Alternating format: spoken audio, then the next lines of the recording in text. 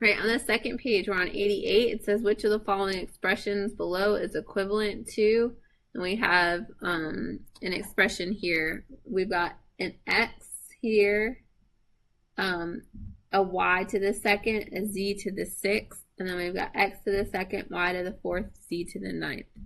So what I have to decide here is which one of these is the same as this. So we want to think about, I'd have to distribute. And when I distribute, I'm multiplying. When you multiply things that have variables, you add their exponents together. Okay, when nothing's written there for an exponent, like in these cases, these all have an exponent of 1. So if I were to multiply this term times this term, I would get 12.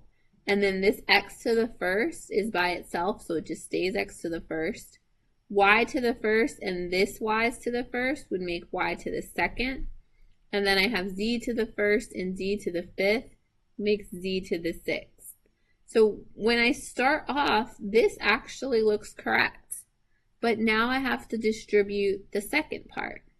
So I'm saying 3 and then x to the second because this is a 1, y to the fourth because I'm adding the 1 and the 3, and then z to the seventh. So now if I look at this part, these don't match. Okay, everything was close except this last one. So that was wrong. So now I need to go through my other choices and see which ones give me the right exponents. They all have a 3, they all have an x, they all have a y, and they all have a z to the third. All of the outsides are the same. So I'm just checking to see when I multiply on the inside, which one's going to give me the correct solution here. I knew that 3 times 4 is 12. That's going to stay the same throughout the whole thing. So I just have to check, and then this is 3 x to the first, y to the first, so that's going to become y to the second because this one's a 1, and this is going to become z to the sixth. So those match, and I'm going to move on to the next part. 3x to the second, y to the fourth, z to the ninth. So if I check carefully, all of these match each other, so this one is correct.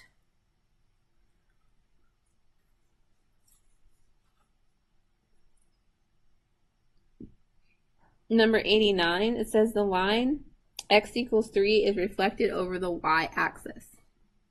So real quick, we need to know this is the x-axis, this is the y-axis.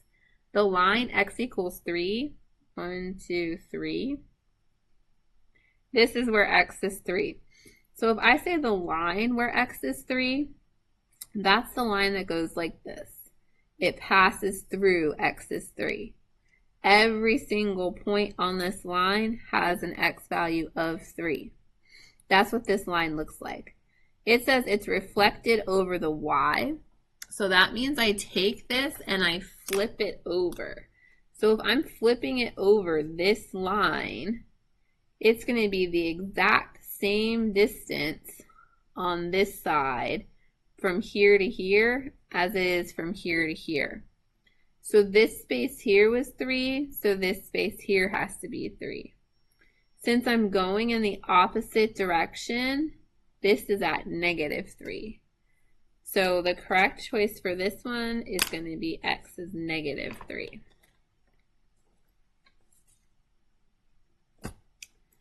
Number 91.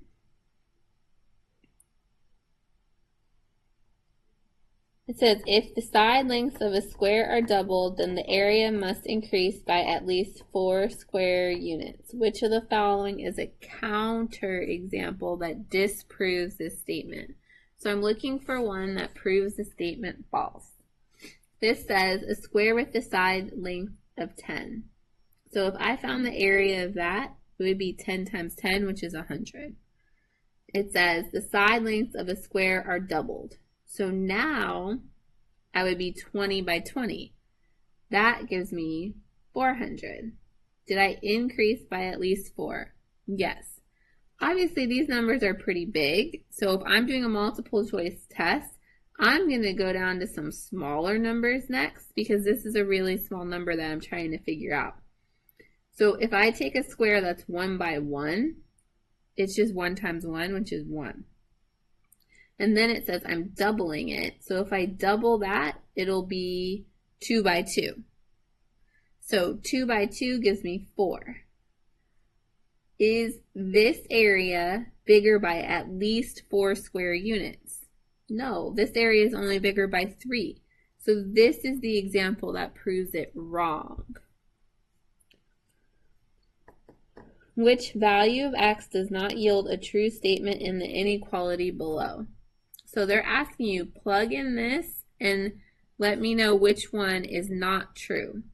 So if I plug in -5, it would be -5 minus 5. These bars on the outside mean the absolute value.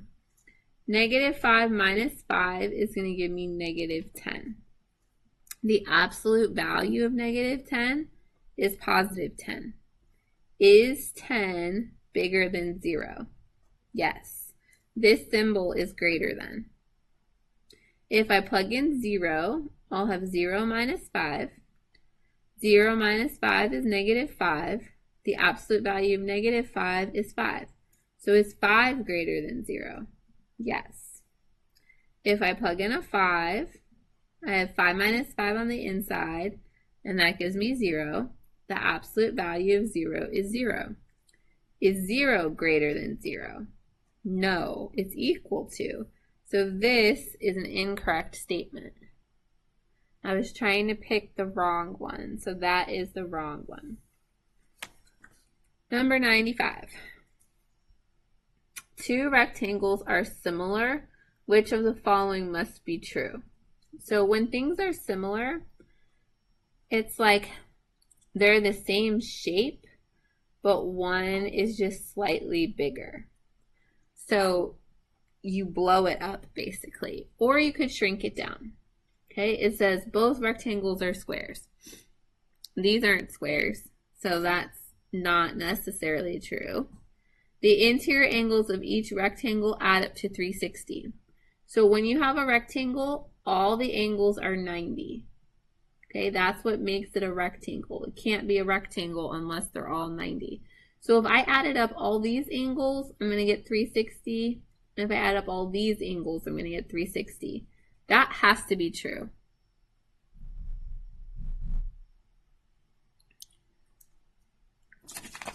Okay, number 96. A math teacher has a no homework on Friday policy. Actually, we're going to skip this one. Number 103. Which of the following lines is parallel to the line x equals y?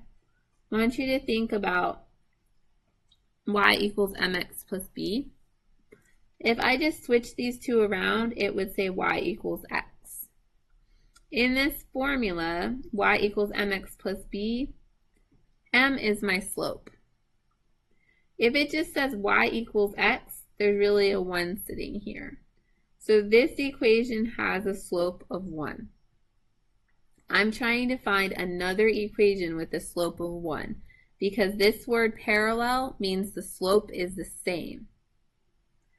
So I need something set up like this, y equals mx plus b, that has a 1 in front of the x. In this equation A, there's no y. This actually has an undefined slope, so it's not the same. In this equation, this is the same as if I said y equals -1x. So -1 is the slope. They're not the same. In this equation, the slope would be the 1/2. So that's not the same. In this equation, this is the same as saying 1x minus 3. So their slopes are the same. So our correct answer is D.